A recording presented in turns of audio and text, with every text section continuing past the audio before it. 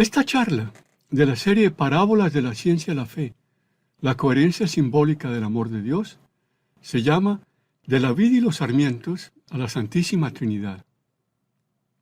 Su resumen es: basada en una traducción simbólica de las precisas palabras de Jesús en su alegoría de la vid y los sarmientos, y empleando nociones matemáticas de la ciencia relacionadas con el cálculo diferencial e integral, y con las omnipresentes leyes de potencia de la complejidad natural, terremotos, inundaciones, incendios forestales, erupciones volcánicas, y aquellas de la complejidad inducida por el hombre, desigualdades económicas, conflictos y guerras, esta presentación introduce una parábola de la ciencia a la fe que reafirma la vital importancia de la conversión y del Espíritu Santo en nuestras vidas, de modo que podamos comprender la vital relevancia de la Santísima Trinidad y así arribar a la única solución de los problemas que nos aquejan, el amor de Jesucristo.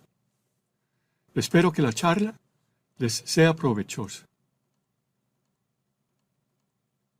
Empecemos por el pasaje fundamental. Jesús nos dice: yo soy la vid verdadera y mi Padre es el viñador. Todo sarmiento que en mí no da fruto, lo corta, y todo el que da fruto, lo limpia, para que dé más fruto.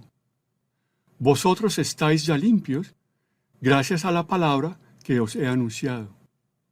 Permaneced en mí, como yo en vosotros. Lo mismo que el sarmiento no puede dar fruto por sí mismo si no permanece en la vid, así tampoco vosotros si no permanecéis en mí. Yo soy la vid, vosotros los sarmientos. El que permanece en mí y yo en él, ese da mucho fruto, porque separados de mí no podéis hacer nada. Si alguno no permanece en mí, es arrojado fuera, como el sarmiento, y se seca. Luego los recogen, los echan al fuego y arden. Si permanecéis en mí, y mis palabras permanecen en vosotros, pedid lo que queráis y lo conseguiréis. La gloria de mi Padre está en que deis mucho fruto y seáis mis discípulos. Como el Padre me amó, yo también os he amado a vosotros. Permaneced en mi amor. Si guardáis mis mandamientos, permaneceréis en mi amor, como yo he guardado los mandamientos de mi Padre y permanezco en su amor. Así, ¿cómo se traduce esto simbólicamente? Primero Jesús, la vid verdadera. ¿Qué número asignarle? Aunque pudiera ser el 0 por su santidad y el infinito por su regalo de vida eterna, de acuerdo con el pasaje, tiene que ser el 1. Después de todo, Él es el único Hijo de Dios, el único que no pecó y el único que murió por nuestros pecados. Ahora, los buenos sarmientos.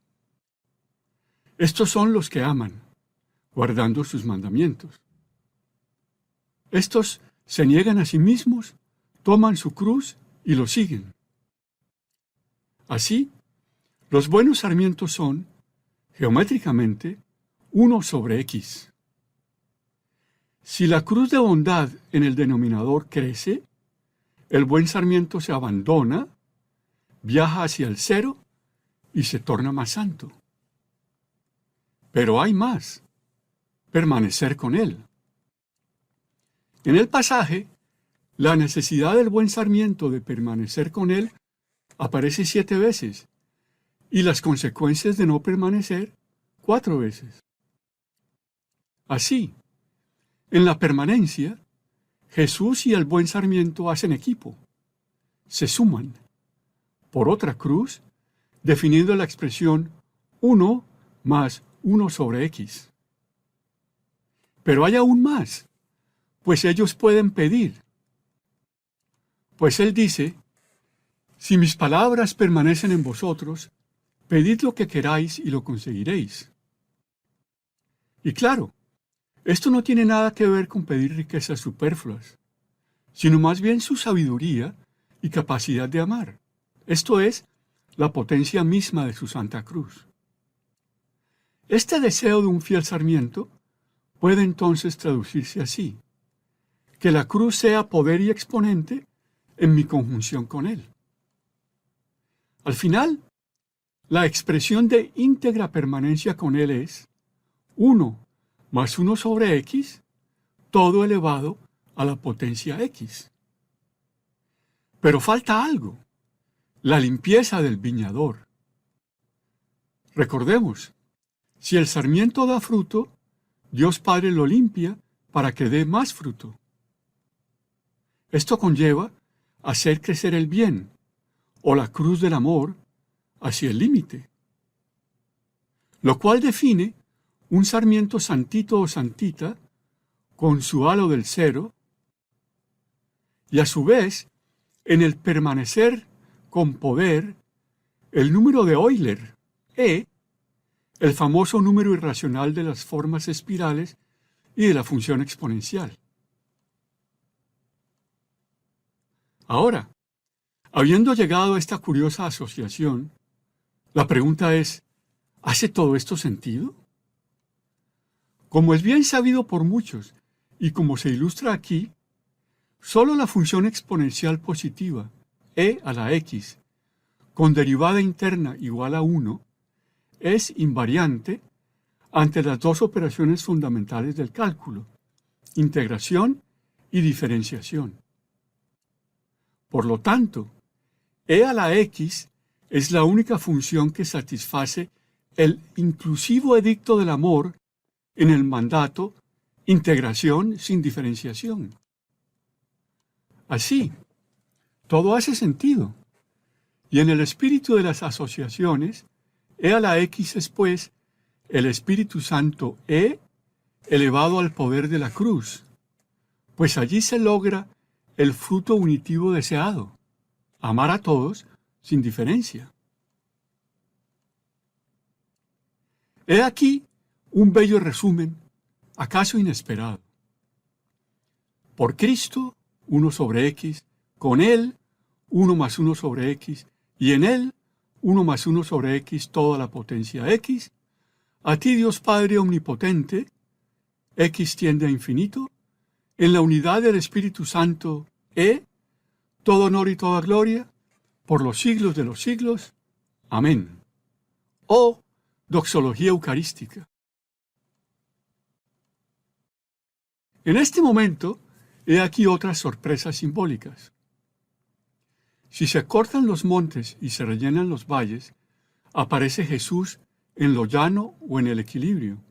Y si tal condición se acumula de izquierda a derecha, emerge una rampa recta, cuya ecuación lo define a él en la cruz equiparada a su silueta crucificada en ella. En el mismo espíritu, he aquí la distancia de tal rampa, la raíz de 2, otro número irracional, como lo fue E, el cual ahora simboliza al Hijo. Aquí están la raíz de 2 y E, 1,41,42 y 2,71,82, acompañados por el más famoso de los números infinitos en pi, 3,14,16, el cual representa, pienso yo, por el halo circular de su santidad perfecta, a Dios Padre. Aquí, por sus valores, se observa que E proviene de la raíz de 2 y pi, como lo enseña el credo, y que al visualizarlo todo desde la recta real, o sea, desde la parte de atrás de la página, la raíz de 2 está situada a la derecha de pi, o sea, el Hijo está sentado a la derecha del Padre, tal y como se afirma en la Biblia. Y ahora, volviendo a la alegoría, ¿qué pasa si no permanecemos con él? Para empezar, si la función e a la x es buena, su inversa debe no serlo. Esta es el célebre logaritmo natural, la integral de la expresión del buen sarmiento, 1 sobre x. Esta es en efecto diferente, pues mientras que e a la x une, el logaritmo, por definición, corta o tala lo cual le termina sucediendo a un mal sarmiento. Aunque la integración en sí es una buena operación, al integrando arriba le hace falta permanecer con él. Y el texto bíblico nos dice, categóricamente, que sin él no podemos hacer nada. Resulta que el logaritmo aparece de una manera ubicua, resumiendo la carencia de fruto de la división, tanto en la que existe en la naturaleza como en aquella inducida por el hombre. Estudiemos, pues, las llamadas leyes de potencia naturales. He aquí la que es acaso la más famosa de todas, dando lugar a la ley de Gutenberg-Richter de los terremotos, la cual liga la magnitud de un seísmo en el eje de las X con su frecuencia en el eje de las Y, ambos graficados empleando escalas logarítmicas. Basado en datos reales, la relación matemática obtenida es como sigue. La probabilidad de encontrar un terremoto X mayúscula que sea mayor que un valor X pequeño resulta ser proporcional a tal valor de X pequeño elevado a una potencia C, lo cual da lugar a una línea recta entre el logaritmo de X y el logaritmo de P, cuya pendiente es igual al exponente C. Para los sismos, el logaritmo de X es la magnitud del evento y el exponente C es aproximadamente igual a -1, corroborando que los temblores pequeños son mucho más comunes que aquellos de mayor magnitud. Esta expresión es una ley de potencia para la frecuencia de tales eventos, una relación lineal aproximada en escalas log-log con pendiente negativa. Lo cual implica, por la carencia de un valor medio en el que se concentre la frecuencia, que no hay un seísmo con tamaño característico. Tales relaciones, al decrecer más despacio que aquellas guiadas por decaimientos exponenciales, se dicen tienen colas pesadas. Sucede que las leyes de potencia, relaciones log-log lineales con pendientes negativas, son muy comunes en la descripción de las frecuencias de otras manifestaciones de la complejidad natural, como las inundaciones, avalanchas, erupciones volcánicas e incendios forestales. Habiendo hablado acerca de la naturaleza, sucede que las leyes de potencia aparecen también en la descripción de la complejidad inducida por el hombre. Tal y como fue observado por Vilfrido Pareto, tales leyes suceden en la distribución de ingresos y riqueza por países y en el mundo, lo cual refleja, tristemente, el ensanchamiento de colas pesadas en el transcurso del tiempo, pues, como es bien sabido, cada vez son más los que tienen menos y menos los que tienen más. Claro, esto refleja las palabras de San Pablo, en el que la raíz de todos los males es el afán de dinero, algo claramente contrario a lo que debe hacer un buen sarmiento. Y esto también se observa simbólicamente en el hecho que el rey Salomón recibía 666 talentos de oro al año, 3 espirales negativos, como lo son los 2 log-log en los ejes y la pendiente negativa de la línea aproximada. Y claro, la pregunta surge, ¿y quién arreglará esto? Pues nos toca hacerlo a nosotros con él, o sea, en la plenitud de E a la X. Resulta que la distribución de las guerras, nuestra crueldad histórica, está también dada por otra ley de potencia. En el eje horizontal está el logaritmo del número de muertos en una conflagración, la severidad de la guerra, y en el vertical el logaritmo de la probabilidad de excedencia de una tal severidad, y allí se muestra una línea bien ajustada con pendiente menos 0,41, tal y como lo estudió primeramente Louis Fry Richardson después de la Segunda Guerra Mundial. Repitiendo lo dicho anteriormente, con relación a los terremotos, no hay una guerra de tamaño característico, y así, un evento de nivel 6 tuvo nivel 4 y creció. Vaya vana tontería. Como la relación es estable en el tiempo, el uso de falsa potencia, claramente de naturaleza divisiva, no hace más que agregarle un punto a la ley de potencia. Y entonces, ¿qué hacer? Se requieren amorosos santitos y santitas, con E a la X, pues Dios siempre busca voluntarios o buenos sarmientos para trabajar con Él. Esto conlleva decirles no a los mecanismos que dan lugar a colas pesadas, los comportamientos de los malos sarmientos, que han de ser cortados y echados al fuego. Así haya quien no crea en estos tiempos modernos en la existencia del infierno.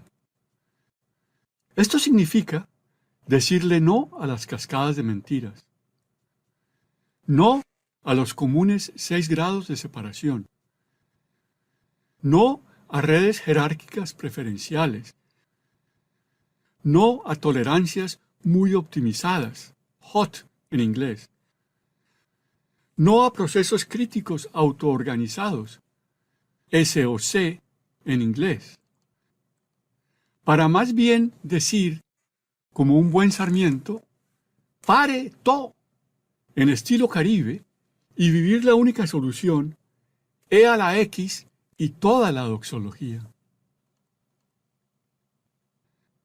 Así, llegamos a la moraleja de esta historia. Que sea el cero tu potencia, y con el Espíritu Santo en plenitud, sanemos el mundo con la E y el 9, iguales, amorosos y en el mismo espíritu, yendo hacia los demás. Esta charla resume nuestras buenas y malas opciones como sigue. Permanecer con Él o no. Ser un sarmiento bueno o uno necio. Dando buen fruto o no. Ser una rama limpiada, podada por el Padre, o una rama cortada por Él y echada al fuego. Tener poder con Él o no poder hacer nada. Tener el Espíritu Santo y su santidad o vivir la complejidad generando leyes de potencia. Vivir basado en lo exponencial y su unión o en lo logarítmico y su división. Empleando el 9 o el número 6. Prosperando en la justicia o usando distribuciones con colas pesadas, empleando el sol, self-organized love en inglés, del amor autoorganizado, o el SOC, self-organized criticality, de la criticidad autoorganizada, teniendo la confianza o el falso poder, la obediencia o la avaricia, la Santísima Trinidad o la confusión diabólica. Que Dios los bendiga. Muchísimas gracias por su atención.